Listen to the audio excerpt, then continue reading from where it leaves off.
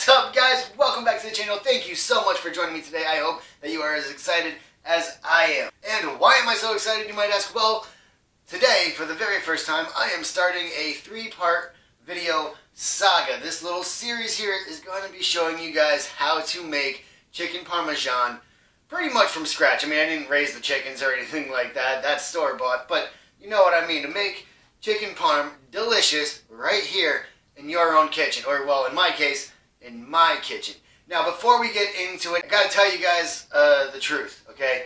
This is actually my second time shooting this video, the first part of this series, because the first time I shot actually a few days ago when I made the chicken parm.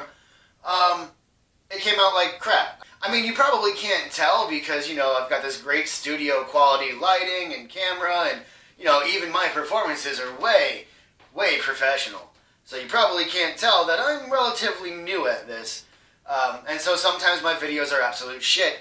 And the first video I did, the color was all wrong, the lighting was bad, the sound was bad, I was bad. The whole thing was just not good. But anyway, today's video we're going to focus on trimming, cutting, and pounding the chicken to get it ready to make chicken parmesan. Before we get into the video, I've got to get all the dull shit out of the way, all the self-promotion stuff. So, if you're new here and you're enjoying what I'm doing, by all means take the time to watch the video. But if you like what I do here on the channel, please consider subscribing. It helps the channel grow. Throw a thumbs up on there if you enjoy it, and let me know your thoughts down in the comment section as well. And don't forget to share with friends. So with all of the self-promotion out of the way, we're going to get into cutting the chicken. Alright guys, so I was actually lucky enough.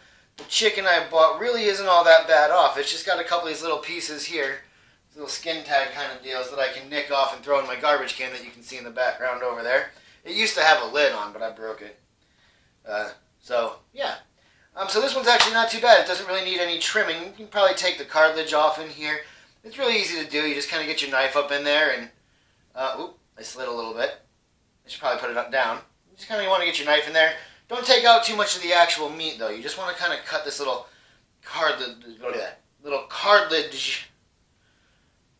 You want to cut out the chewy shit. All right. You don't want to be snacking on that. I can't say the words right now. Too much caffeine, not enough sleep. You know how it goes. Okay. Now sometimes you'll see that there's a piece of sinew here, like a cartilagey piece. It's really easy to take off. You really just come up to the edge and slice through it. I wish it was on here so I could show you how to actually do it. But I feel like that demonstration is probably enough for you to see. Same on this side. Sometimes you get those little weird knobby pieces. You can even save them for chicken nuggets if you really want. But they're also kind of chewy. They got the sinew in there and the cartilage, maybe some silver skin.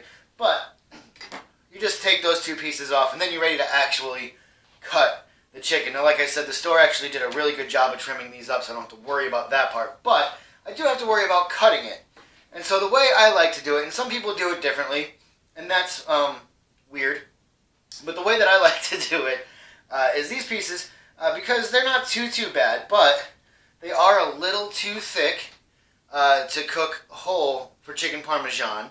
You know, if I was doing a baked chicken or something, these are fine. But for parmesan, these are too thick. So you want to take them, you want to make sure you got it flat, grab all these little cruddy pieces off, okay, throw them in your garbage can, don't flick them on the counter and get yelled at like a dingbat. Okay? You're going to put your hand flat on the top. Alright?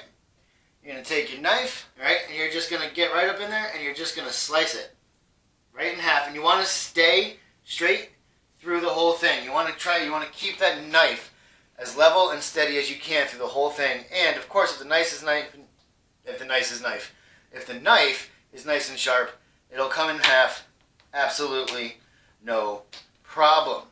Now what you want to do after you get this bit cut in half, I've actually got a second piece here. Let me do them both up real quick. Alright, there is another way to do it. Some people like going the thin way and take like 2 or 3 slices out of it. These chickens really aren't that thick. They're not thick enough to do that. So we're just going to continue doing it this way. So we're going to find that center, okay, and we're just going to cut right through. This one's a little frozen still. Cut right through it, and boom. Okay. Now, you may notice these are still a little bit big for chicken parm. Not terrible. They're usable. But But if you're like me and you like to have leftovers to make sandwiches with in a day or two, you're going to want them a little bit smaller so they fit on those rolls a little bit better. So what you do is on an angle, all right, remember how we did the onions a few videos ago? If not, I'll put it in a card up on the top here, whichever side it pops up on. Okay? You're going to hold it on a little bit of an angle, I don't know, like 20 degrees or so. It's about 20 degrees, whatever. You're going to hold it on a bit of an angle. You're going to find as center as you can, and you're going to slice one slice right through. That's going to give you this piece here, a nice little end piece. Okay, I'm going to throw that on the plate right there that you can't see. It's off screen. And another nice little piece here. We're going to throw those off on the side too, and we're just going to do that for all 4 of these pieces of chicken. Okay, quick, boom, boom, absolutely no problem. Now, that is how you trim and cut the chicken. Now we've got to pound it out. So give me a second to go wash my hands real quick and grab the stuff I need for that, and I'll be right back. Alright guys, so now we're back. Now I've got a meat mallet in my hand instead of a knife. That's going to come into play in a second, I'll tell you why. And wax paper. Now, a lot of people are going to tell you that you should use cellophane, and if you were in a kitchen, that's perfectly acceptable, like an industrial kitchen, obviously not your home kitchen. Or if you've got plastic wrap, you can use that as well. I am using wax paper because the plastic wrap that I have is absolute trash. It clings to itself, it tears before you can even get it unstuck. It's just not good. We tried to go an environmental route with it, you know, and get this plant-based stuff, and to be honest, it's just shit. It's absolute trash. So I refuse to use it. So we're using wax paper instead, but that's okay because really all you're doing with the wax paper or with the cellophane is you want to put a cover over the chicken, which I once again have chicken on my hands, so I have to wash them again before I touch the wax paper. 1 second. Lucky for you guys, I make loads of obvious jump cuts, so you know when I walk away and come back. Alright, so we're going to take this wax paper, okay, and we're going to you're going to pull out enough to cover the chicken. You don't want to go crazy, you don't want to be wasteful, okay? And you're going to put it over the chicken. We're going to go this way with it. I like that better. Yeah, sure. Okay. Okay, so your paper is covering, or your cellophane is covering the chicken. You're going to take your meat mallet. I like to use the pointy side, although with the wax paper it might punch through, so I'm going to use the flat side this time around. It doesn't really matter which side you use. All you want to do, let me move that plate so I don't accidentally hit it with a hammer. You're going to take it, and you're going to pound that chicken, alright? You're going to bang it down, and you're going to go in like a nice little circle. You want to make sure you get all of it, and you'll know when you're doing it right. Now, here's the thing. You don't want to, like, beat the crap out of it, because you don't want to tear a hole in it, alright? You want to hit it just hard enough to make your neighbors say, what the hell is going on over there? But not enough for them to call the cops to find out. Alright?